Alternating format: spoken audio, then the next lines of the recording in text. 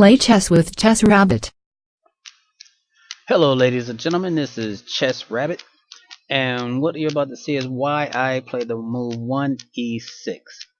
I started playing the move 1e6 to protect this square right here, the f7 square, because early in my chess career I did fall into this e4, bishop c4, queen h5, and queen f7 checkmate. It wasn't precisely that quick, but I did fall into that. Excuse me, let me remove these. But I did fall into that. So I was wondering, what can I do to protect this f7 square? So I went into a lot of different openings. C6.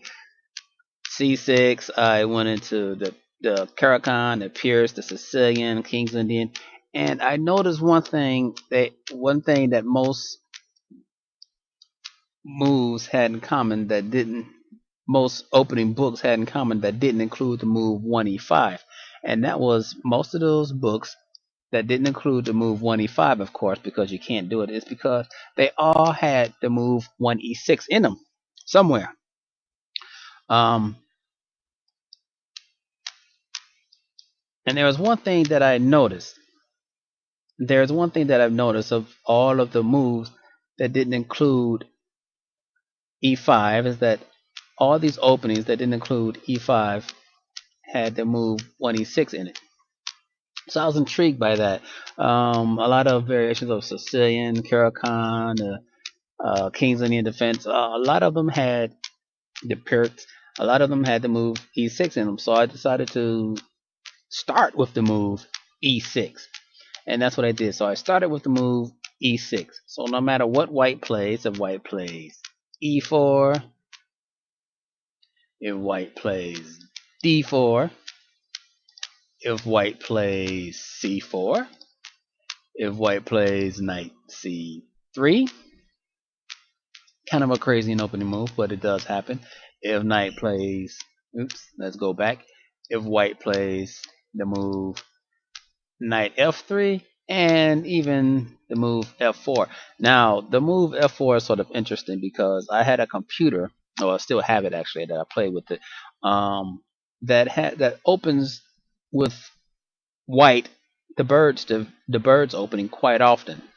And I even played this move in a tournament game once, and I counter with 1e6. So no matter what move white plays in the opening, I counter with 1e6 because that's pretty much the only move that can counter each and every one of these moves without pretty much going into some type of opening book is 1e6, which is why I like 1e6. So that to me is like the universal move, 1e6. You go e4, I go e6, and that's like the universal move. So if you go d4, I go d5, and consequently enough, if you pick the move d4 and I go e6, a lot of people, depending on your style of play, if you're a e4 player and you're occasionally play d4, you probably will continue with e4 and you will go into the normal French defense, which transposes. If you're a normal d4 player and someone plays e6 on you, you're more likely to continue with the move c4, and then you can continue with d5, and then you're into the Queen's Gambit decline. So as you can see, it's very versatile and mobile move. If you start with the move c4, of course, then you will go with e6, and more than likely you will go with the move d4 and your d5, and you'll continue with d5, and then you're in this French defense. You're in the Queen's Gambit decline again.